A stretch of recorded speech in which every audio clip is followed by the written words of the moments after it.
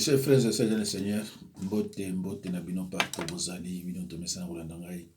Ndeko na tieli bino loko oyo po mona niveau ya pauvreté za na bamboka mosusu. Mais batu oyo so bayele na mboka na biso après 3 mois tokobenga bango ba congolais, bango mpe ba riche mbala moko.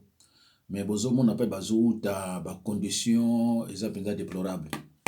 Alors mes chers frères et sœurs, chers compatriotes, il y a au moins plus de 1500 militaires rwandais baza na ville ya Kinshasa.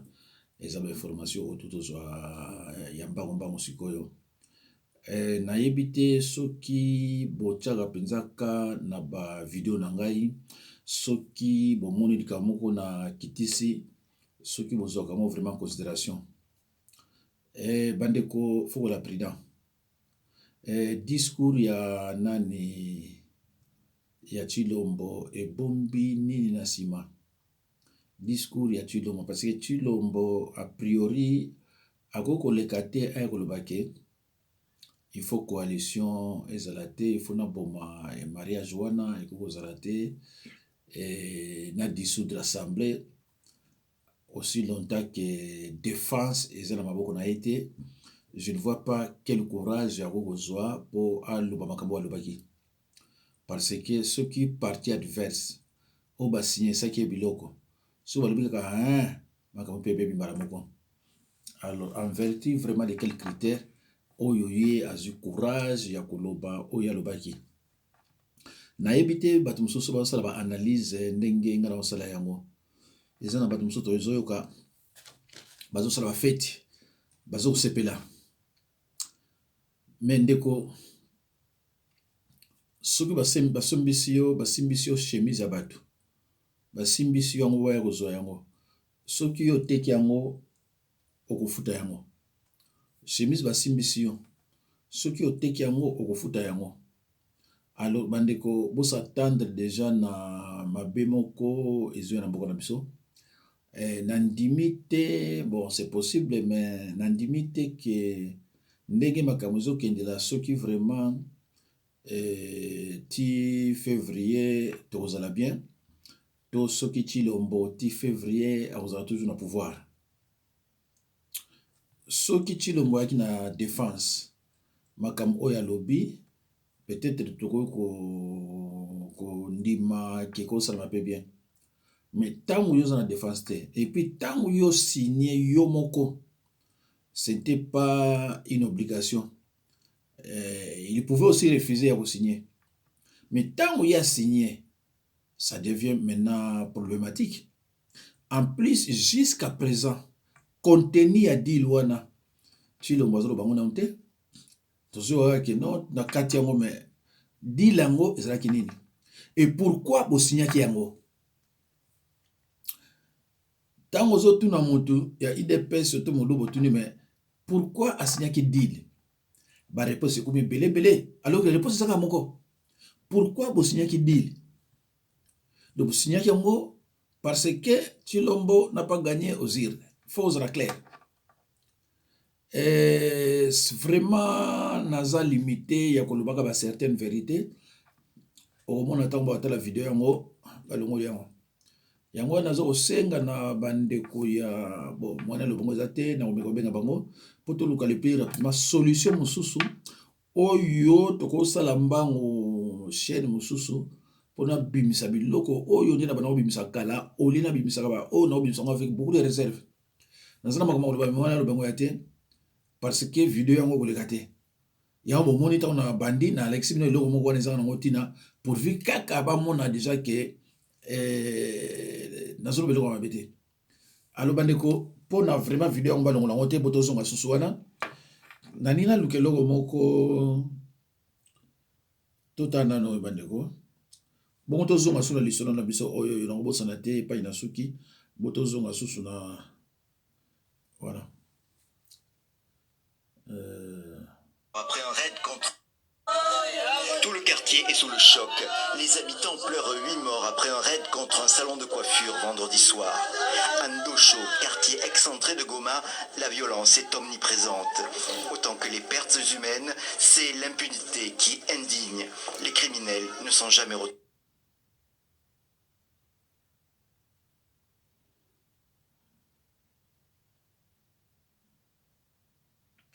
bandeko tozwi mwa problème bomoni bino ne ekati pona elakisa ke na Goma na sud kuna ti lelo bandeko kimi eza te bozomona ntango bino bozokende ba distraction meeting awa kuna kuna bazoboma mais bino boza na distraction coiffure vendredi soir. Andosho, quartier excentré de Goma, la violence est omniprésente.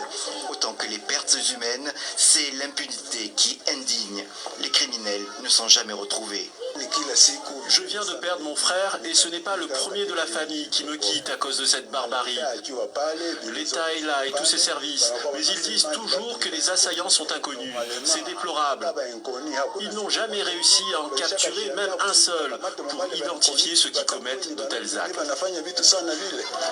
Selon les autorités locales, il s'agirait d'un règlement de compte qui a mal tourné. Les assaillants, lourdement armés, cherchaient le propriétaire du salon.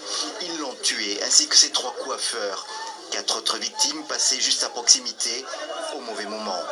Samedi matin, la population ulcérée est sortie dans la rue, s'en prenant au poste de police voisin.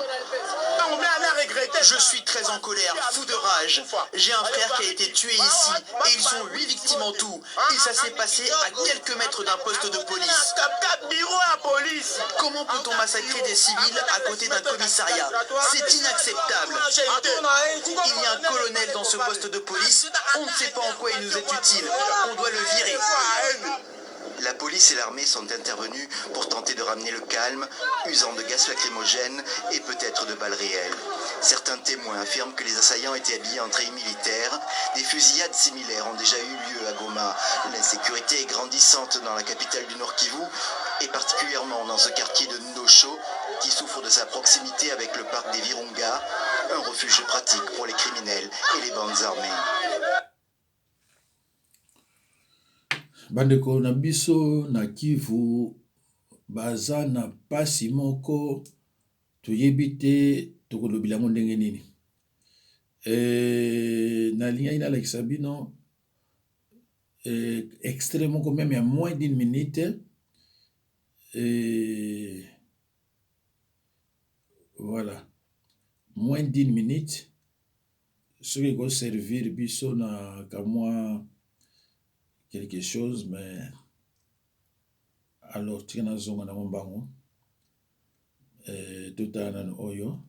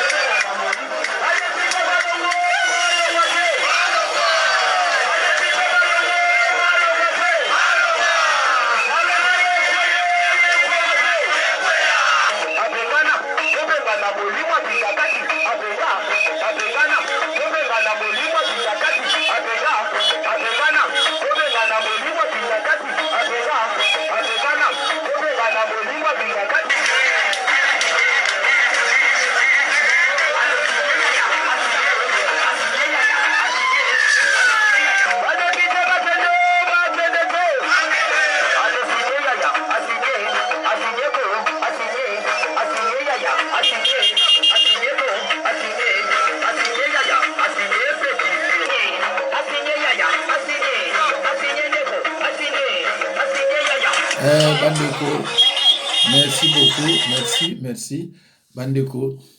Biloko nazolakisaka bino oyo c'est significatif.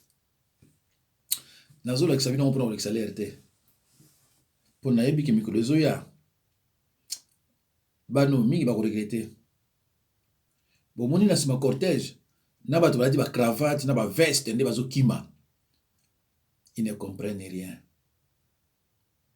Soki Tshilombo, discours ya sali, si c'était de commun accord avec Kabila, Likamote, Mikolezo Poussana a travaillé. Mais soki ezali que, parce que samedi, Chilombo bazalaki na Kabila et dimanche aye kobeta meeting. Soki ezalaki ke bayokani te na banzi toza suna un mois te. Bolanda nga bien. Même so bayokanaki ba remarqué que bato IDPS baluba bazako exagérer na maloba. Baluba vraiment bazako bosana ke Chilombo a été nommé. Ndeko za mawa. Foza la soki ndenge nini po bosana yango. Fayulu na nini na consultation akendaki te.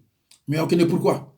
Parce que tant que Chilombo a dénoncé te, a confessé te, a renoncé te na monoko na ye, bozuko no sa iloko moko te. Biloko o alobi wana, est-ce que ça ma mascarade te? Bon, nga na sala math physique, na ndimaka mbala moko boye te. Mbala moko abonaki lo ndima te, nga na kande ona te. Je continue à l'observer. Mais nayebi ke ko servir n'a rien. Pourquoi? Parce que des fois c'est na maboko na été. Ministère de l'information n'a pas été. Finance n'a pas été. Donc, pardon, difficile pour croire. Alors, batu ba uto tinde langa résultat ya discours à Chilombo. Babi nanga mais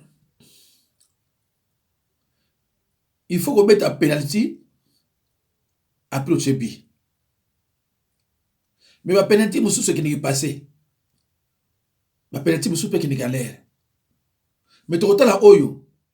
Babi nanga makamo Chilo ba sali résultat yango yo. E uti wapi? To la ndango bandeko. Voilà, yango.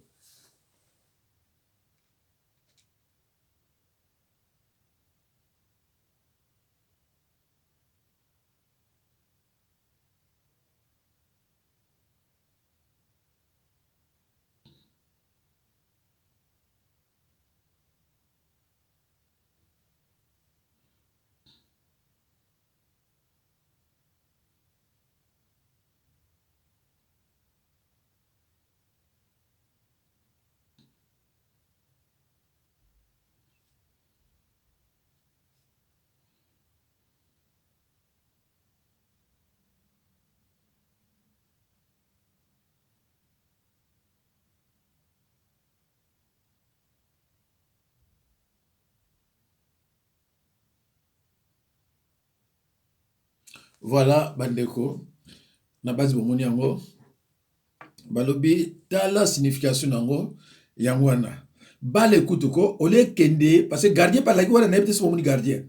Ole bale kende na poto. Mais, tant que ça va dans là, pendant bengango, ceux qui nous a de ceux qui nini. Donc, le colo, et les qui n'ont pas de colo bale. Bitala. Bokoye ba mbi ko zoya ndeko solo zo chaka eloko fo elmo ko tala ka dazo bani plus de 1500 militaires rwandais na minicho na zoloba bazana ki ba kontaki na bandenge belé bomona mikolo elegaki bakanga iba mususu bazana ki neti bato ba boma ils se sont déguisés na bato ba boma bazaki batama bomate et na miniti oyo baleki déjà 1500 na kati Kinshasa confondi na ba oya biso et loko nini ngo sala manakini Kabila azana posa thèse à la présidente to azonga lisusu bolongo lelo wana Kabila aza sénateur à vie mais pouvoir ekotika na maboko na ye attaqué Mokonza FCC. Donc, président Nyon Sokole Kanambo Kanabiso, il faut azalana sous ordre ya Kabila. Yangwana akendaki ko vanda kuna aza Mokonza. Donc, tango yo lingi ole kana pouvoir, il faut le capa na ye ozana sima na ye.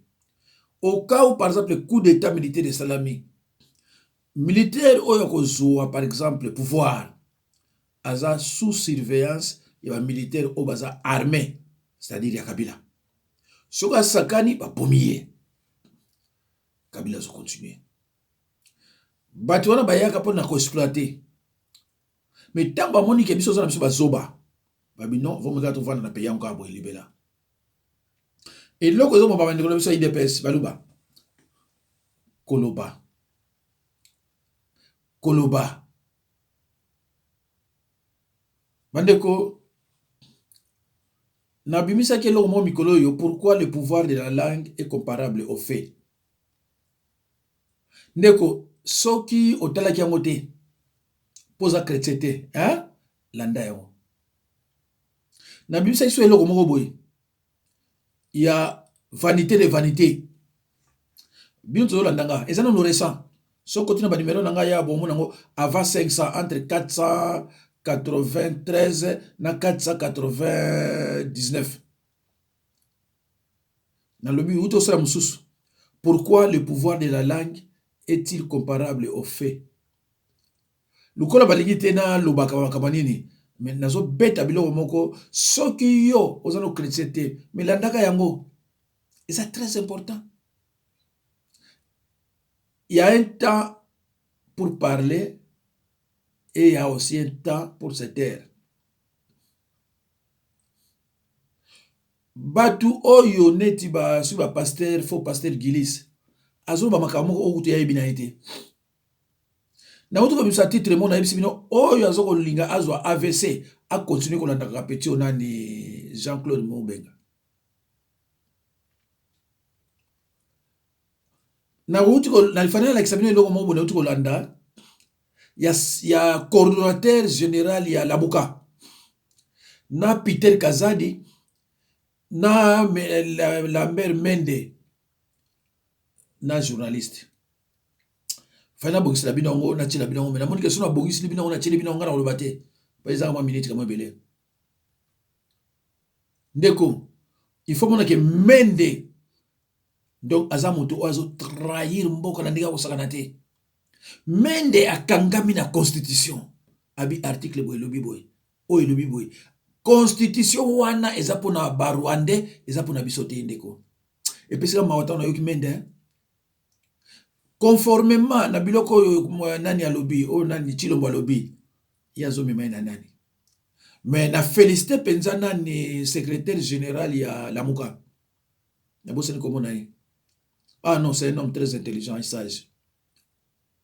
Mais clairement, il fallait à dénoncer, paix à renoncer. Mais moutako dénoncer, balamote que ne pas moi renoncer. Bon, il y a ça pasteur, ça se comprend. Dénoncer, confesser, suivi d'une repentance sincère, et puis tu renonces. Pendant nini Kabila a un blocage. Pourquoi Kabila a une finance na défense? Pourquoi les deux chambres parlementaires sont à Kabila? Ce qui est question, mais tout le monde Muluba, Kangami, à le club à réseau, Yapamba. C'est pour ça que j'ai dit à plusieurs reprises que un Muluba à cause de Moussa Lanzambe pour nous bloquer. Parce que tant que nous avons Moussa Lanzambe, va poser question, or réponse, ils ont na yangoyo, mais pas sa réponse wana. Bino bozo ndanga ngalo kwa za Moussa Lanzambe, so poser la question et que réponse exact pembe no na opesa yango. Dango keni na boité. Nyonso oyo tozomona lelo parce que Chilombo n'a pas gagné aux élections. C'est clair. Alors tant que balobina yé, ton peut au pouvoir, ma pas condition. Et ces conditions il faut les respecter. C'est clair. Mais bien on doit faire croire battu Cameroun. Et balou baba ni champion sur mon touké Chilombo a gagné qui. Tant que retourne Chilombo a gagné mais pourquoi son yokoma? Réponse ça me couser, bandeko. Réponse ça me couser. Mais parce que débrouille. Parce que débrouille. Ceux qui ont la vérité, on te traite de haineux. Je suis tribal. Oh, vous êtes tribaliste. Vous êtes haineux. Ah. Mais les Camerounais sont solo vérité parce que je prêche la vérité moi. Je prêche la vérité, je prêche la mensonge. Na mimi sa iso le komoko bande konanga. Na lobaki la vérité ou mensonge. Choisissez votre camp. Neko, même yo nganga te, même yo nganga makabanza bete. Mais so bibisa makabanza na ba période oyo landaka yango. Lelo nga bibisa parabole de 2 maisons. Parabole de 2 maisons. Nga bibisa lelo. Mais tellement mikrozo pusana na kende pa ba Guadeloupéenne ko prier pour la situation moko ezala kuna. Parce que ngai babenganga kaka ba congolais te. Nous ba ivoirien, ba camerounais, ba antillais, tout ça. Na kineki rapide. Tellement ba prier des agues intense ta na zongi na ko fatigué pour na sala eloko oyo ya nzambe ba sala ba loko nzambe ndengo na te. Yango na ko vana na ovana ga ba mbala mona tala kuna boba eloko yango ye côté yelaka. Po yelaka wate. Po oyo na yangai eza sur écoute. Ya mboka na bino kuna na FCC tina présidence. Côté yelaka ya secret na kotala na moniao. Ya million na kotika bino boité. Boy baké baza déjà na kati ya mboka. Donc bazo préparer na ke musika te coup d'état, bazo préparer le musu te coup d'état. Voilà. Alors ndeko bato ba kosutuka. Mais peut-être so passe hein pour ya mboka na biso. Yango na bandeko na ngako la seloko moko ya mutu oyo azopesa nga pasi. Il comprend rien. Je ne sais pas s'il arrive à comprendre, mais il fait semblant de ne pas comprendre. Mais non, il ne comprend rien. Bon, mon aïe, bonjour, bonsoir à vous tous qui suivez l'actualité de la RDC sur le Congo est à nous. Nous vous disons merci. Merci ce matin encore pour avoir été nombreux hier dans nos différentes interventions. Nous avons communié avec vous à travers la musique. Nous avons fêté ensemble. C'était un jour de fête, c'était un jour spécial. Tous les Congolais attendaient Félix Tshisekedi s'il pouvait avoir le courage de se séparer avec Kabila. Certains commençaient à faire même des déclarations du genre ils ne pourront jamais se séparer. Give me that. Ils ne pourront jamais se séparer. Félix Tshisekedi n'a pas le pouvoir, c'est Kabila qui lui a donné les pouvoirs, ainsi de suite. Alors, ce qui a zambali a quatre relations. Donc,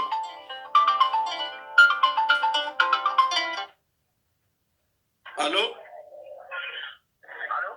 Oui, allô? Ah, bonsoir, M. Mbengaï. Bonsoir. Tulio connecta tema bantu barifurahi sana ukitata depuis jana iliendelea na leo hapa ile maendeleo unaona vilifika mpale du peuple. Mais dans l'ensemble Kinshasa est unanime. On parle à bantu bende. C'est dans mon lingala, comme ça tout le monde peut écouter ça. Ah, ok.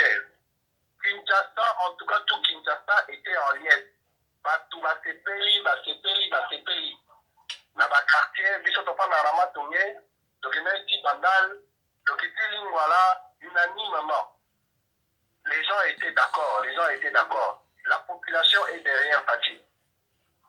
Donc vous pouvez confirmer vraiment que avec ce soutien de la population, le système de Kabila ne va plus résister longtemps au Congo. Non, ils ne vont pas résister longtemps. Mais pourtant, aujourd'hui, ils ont minimisé les discours du président. Naturellement, ça c'est une réaction tout naturelle. Quelqu'un qui est en train de tout perdre va vouloir montrer devant les médias qu'il garde encore un peu de dignité, un peu de hauteur. Mais dans l'ensemble, ils sont en train de perdre complètement parce que la population n'est plus derrière eux. Et là, on a pu le constater hier et encore aujourd'hui. Donc, au palais du peuple, tous ces événements qui se sont passés là, vous étiez là? On a été à côté parce que ce qu'il y a eu, c'est que vous savez que le PPRD a des bérets rouges. Oui. Et donc, au moment où le peuple était en train d'accompagner les députés dans l'objectif de venir, bien entendu, empêcher l'infamie de Mabunda. Et en contrepartie, ils ont envoyé leur délai route là. C'est comme ça que la police a dispersé cet éventuel accrochage. Oh, mais nous avons vu, c'est comme si les bureaux même étaient saccagés. Oui, ça c'était à l'intérieur de l'hémicycle. Ça c'était entre députés et députés. Ah, ça c'est eux-mêmes. Ah oui, c'est eux-mêmes, entre députés et députés. Vous n'avez pas vu Nembalemba, qui était même lui-même au perchoir. Ouais. En rouge. Ouais. Ah ben voilà, il était lui en train d'arranger avec une lance-poids. Et tout ça, il était là en train d'arranger carrément les députés. Donc la rupture est totale. La rupture est totale et même consommée. Ouais, il ne reste plus Bandeko, merci. Ah, Ndeko, kozala mandia, toza kozala aveugle, la rupture est consommée et totale. Ndeko, français, faut y hein? Balobi lisusu, quand quelqu'un est en train de tout perdre, Ndeko, n'a qu'à s'engam très bien français, hein? Quand l'autre là est en train de tout perdre. Mais français, moi, ben banzi fo, on est en français, banamike, yo bazana ba classe. Mutu oza na défense na maboko na ye. Yo sur baneke, il est en train de tout perdre. Mais dis donc, ba mso bazongi la classe, ba ye ba même français mo balibla ngoni monate. Bobe bandiko likamote bolandi boyoki ngai muninga bino le révérend Jacques Dinabanza tozokotaka na analyse nakobenga baninga nanga poto luka vraiment le plus rapidement possible to silisa likambo oyo ya média pour balongolanga biloko te pona tindaka ba bombe vraiment ba bombe ndenge na banaye kotinda. C'est vrai, le peuple est derrière Fachi parce que peuple a baillé ba moni ke Kabila mutazo ko bloquer asa derrière yé. Mais peuple boyebisi était deal oyo bino posignaki. C'est ça le problème. Deal wana elobi nini na kati. Deal wana elobaki bien, je te soutiens, tu me soutiens aussi. Bon, en plus, Tshilombo a fait ses déclarations à substance. Il a bien dit il n'y aura pas de rupture entre moi et FCC. Mais ou bien ou bien il n'y aura pas de rupture entre moi et FCC. Vous en avez. Mais qu'est-ce qui fait qu'aujourd'hui il y a le baquet coalition? Dès qu'on a vu la vérité, c'est la vérité. Que ceux qui les lots Kabila parce que n'a gagné gâté, Fayou le bouton gagné qui. Alors il y a un bachanga bouillina bouille pour victoire aux gâté. Les gens vont te comprendre. Mais ceux qui bossent sur la gabouille, t'es biso gagné qui. Mais non. Ari Maji à l'obachangobi, bande konanga. Il faut qu'on réfléchisse pourquoi Henri Maji est en prison. Bah sacrifié. Pour n'a pas testé Tshilombo. Pourquoi Petio Moussouto qui m'a mikolo yo yeso en prison? Bakanga ki tchala mwana. Tchala mwana nzembo wana. Ndekunanga, il faut qu'on réfléchisse ça profondément. Tant que Petio na ki na prison akei, tchala mwana yeko boaka. Fana tila mlango siko bandeko RSili vraiment RSili. Tchala mwana bombita abwaki, abi ozako keneneti nyoka. C'était clair, bandeko nanga. Petio yo susu o auto kata ko kende siko na prison. Yesusu alekaki alobi yango. Alobi likaba minduki. Abi ngapona longwa awa pona kende.